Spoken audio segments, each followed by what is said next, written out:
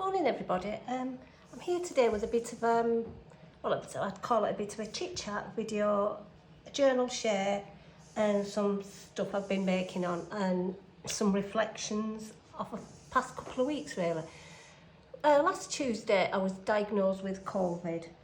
My brother's been in hospital and I've been going up to see him obviously, and apparently there was a COVID outbreak in his ward. Excuse me, I'm still a bit throaty. There was a COVID outbreak in his ward. So of course I ended up catching it. Well, I tested positive last Tuesday, and I can honestly say I have never felt as rough as I did for Tuesday, Wednesday, Thursday of last week. I spent all day Wednesday, Thursday in bed, which is really not me. I don't like bed. I don't sleep very well. I hate going to bed. I just want to be up out doing things. But it literally knocked me off my feet, and I slept. I've slept sometimes for 12 hours straight, but I always feel as though sleep heals your body, and it does you some good. But in that time, I had a lot of time to think and reflect on how I do things, excuse me, and how my life. Yeah, I will eventually get to journals, but it has a little bit to do with journaling. I spend my life, and I don't know, it's because I do struggle a little bit with OCD, with this thing. And I'm sure we've all got them, the dreaded to-do list. And I like these normally. Don't forget to do this. And I write every day in my journals what I've got to do. And sometimes as I'm writing it, I feel exhausted as I'm writing my to-do list, which is not really a good start for the working day, is it? And then, as people know, I do like to, well, I've mentioned it, you probably don't know, but I have mentioned it in previous videos. I like to journal, I like to jot things down, I like to keep notes and memories. But sometimes when it can sort of, I don't know, overtake your life and stop you doing other things and being creative, I've got these little, just sharing really a few of my own personal journals. I do like these little 1 line a day journals. They're a 5-year version, and I just think, I did see it on a YouTube video, and I thought, yeah, it'd be nice to look back to see what you was doing this day 5 years ago. That's quick, a couple of lines a day. I try to just post positive things in it. Yeah, and then this is my daily journal, which I absolutely love this. Bought this at TK Maxx, and I just love the cover. It just says never stop growing, and it's velvet and it's got mushrooms on, which sold me. And once again, and I've noticed in it, my to-do list is in it, and what to do and what I haven't done. And I find myself, I've started to judge myself for not getting in my to-do list. Yeah, do the ironing, clean upstairs, clean downstairs. They're all essential things, but sometimes a little bit mind-numbing. Do this, do that, and I feel as though I've not been taking enough time out of my life to do stuff that I enjoy, like journaling, creating, stitching. And I think sometimes you've got to have a balance, what you need to do all the time. And I don't need to do everything all the time. There's only me and my partner live here. So it's not as though I've got kids to pick up from school and I've got to run kids about. I get it, you need to be a little bit more organised. So I think not calling it a New Year's resolution, we're on 2nd of October today. The sort of new me going forward is not give myself as much things to do, just go with the flow. After a few days last week, but I think about Saturday, I started feeling a lot better. And I was just about to start writing lists what I need to do today because I was feeling a little bit better. And I stopped myself and I thought, no, go with the flow. And I did, and you know what? The world didn't fall apart. I still got jobs done, and I don't know, I just didn't feel under pressure, and I enjoyed my day. The same on Sunday. I baked some banana bread. I made some rosemary focaccia bread. Generally enjoyed it. I put my candles on, I read a book, I relaxed. Because I didn't feel 100% for doing loads of stuff anyway, and it was good. So I think maybe these to-do lists, I think are going to go, I think they're out.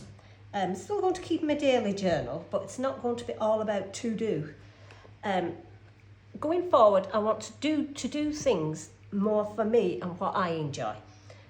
Sorry, you're probably thinking 5 minutes and she hasn't even started going through this journal yet. But as I've said, it is a little bit of a chit-chat video. So if you're bored, just fast forward or go on to another more interesting video. Journaling. Yep, as I know, I do tend to have a journal for everything. And I recently picked up this on a trip to Haworth. It's called the Green Witch's Garden Journal. And it's all about gardening around the climate, really, around the moon. And it's just a really, really nice book. And it's got like stuff you need to do. I don't know. So I thought it's sort of autumnish now here in the UK, and my garden probably was sort of fallen to sleep, but I thought next year in spring it'd be lovely to get going on this and sort of keep a daily record of how things are growing and everything. When I was in Haworth, I also picked up this lovely book as well. I don't know if any of you ever read the book, The Lost Words. This is like the follow-up to it. It's called The Lost Spells. And I really only bought it for the illustrations in it. Anyone who's not seen it, it's got the most beautiful nature illustrations and poetry. I mean, these are jackdaws. But I just thought it might be I found a lot of the images very inspiring. Probably many of you know I'm not much of an artist, I'm not very good, but I still think you can get inspiration by looking at art and other people's artwork. But there's a lovely story here about a red fox, and I just thought the artwork was beautiful and the illustrations in it. There's owls. Haven't finished it all yet, but last week while I was recuperating I did start dipping into it and I really enjoyed it. There's a beautiful one here about the snow hare, which I've not got up to, and I do love myself hare, and already I feel inspired to sort of start working on a snow hare journal but that's for stuff further down the line. And I also have a journal where I call it my inspirational quotes thoughts journal. And this basically about this book, I don't know if any of you have read the Patience Strong books. I did pick up this second hand, but there's virtually a little poem or a thought or a quote for every day of the year, and there's 3 separate ones in here, but some of the poetry in it and the quotes and I find very inspiring. So if I see something I like, I jot it down, and I like to go back sometimes and reread them. So those are basically my journal stuff my personal stuff that I'm working on. Craft-wise, I've sort of, like I said, I just seem to be too busy with work and to-do jobs that my crafting has been put a little bit to one side lately, which I'm a bit sorry really, because I do enjoy crafting. So I thought to myself, I'm going to start making more time for me. I'm at the time of my life now, I only work part-time. There should be no excuse for not having me time. So I've recently been making these pumpkins. I've also recently had my bedroom decorated and it's green. I'm really loving this dark academia vibe at the moment. My bedroom's probably a little bit dark for most people's taste, but it's a green, and I just love it at the moment. I find it relaxing and calming, and I love to have my lamps lit at night when I'm reading. But I've made these pumpkins to go with it. I have got some orange ones somewhere, rust-coloured ones, but I can't find them, so I'm going to have to make myself another set. And I've been making some sets for friends. I've recently made a set from a friend who loves black gothy vibes in her house, and I made her some black ones, but I enjoyed making them and it felt like it was something I enjoy doing. Slow stitching, something else I really enjoy doing at night when I'm watching TV, but once again I've just sort of not got out of it. So I've got a couple of little projects on the go. It's going to be a journal cover when I eventually cover it up, and it'll just have a little journal in, just my own personal journal, and I'll sort of wrap it up like that. But I've just enjoyed trying to create something a little bit autumny looking. just basic stitching. My embroidery is very rusty, I haven't done it for years. I'm hoping to start working a bit more and getting a little bit more inspired doing that. And lastly, I just want to share this gorgeous fabric that I recently picked up on my travels. How autumnal does that look?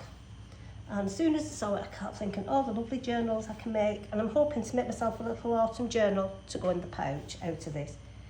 But it's a Sanderson's fabric.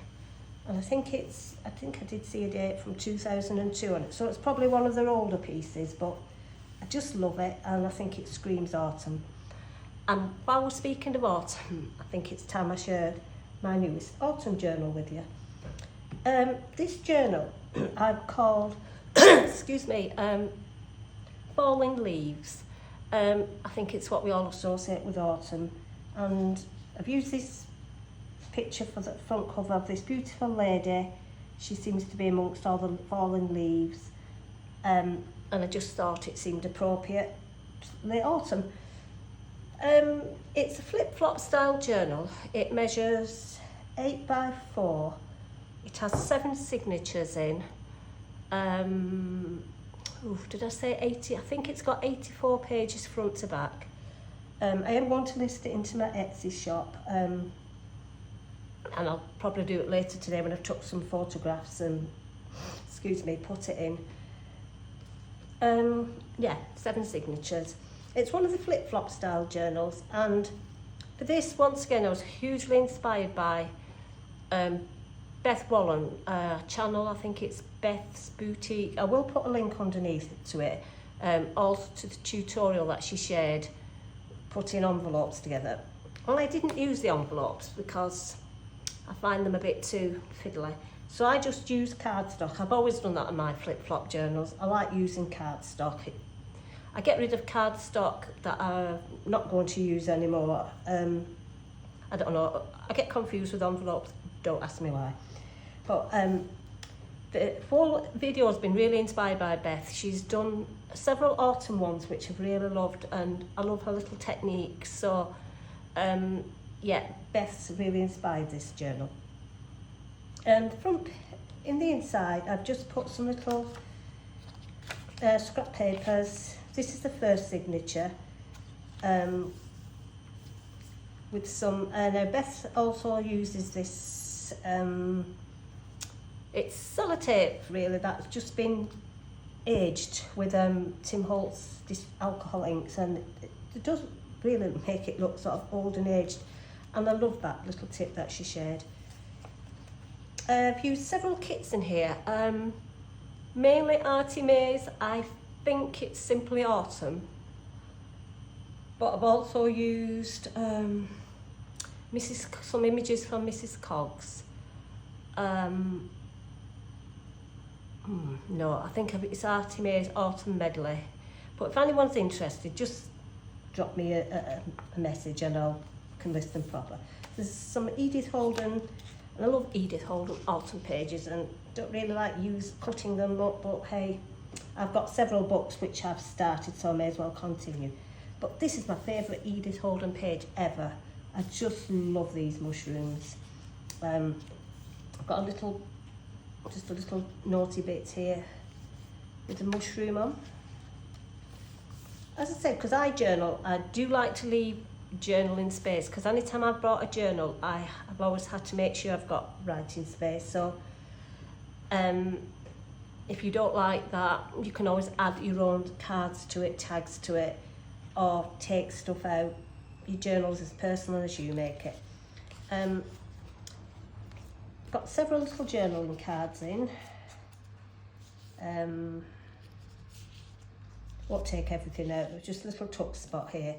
But I love this, and I can't remember where this is from. It is obviously off Etsy somewhere, but it does leave an awful lot of writing space. Little pocket here, which I've just put some little journaling cards in. And I've put a few of these tarot cards in throughout. A lot of them are based on the Moocher goddesses, but I just thought they work, colour-wise, they work perfect with this journal. Some vellum, little bit of snippet of some fabric I have somewhere. More writing space, more Edith Holden, October. I love Edith Holden Reflections on Autumn. Beautiful. I know these are Artie Mae's. This is one of Mrs. Cogg's, but I love this image of it's just a journaling card, I won't pull it out, of a lady putting out her washing, her little girl sat there watching her, and everything around her looks so autumnal. Some more vellum. This is the second signature. As I said, these flip-flop journals, I think you've probably all seen them on YouTube. I'll explain it a little bit better. They do sort of flip out, sort of like that. I'll go through that after because I get myself dizzy flipping them out and in and out.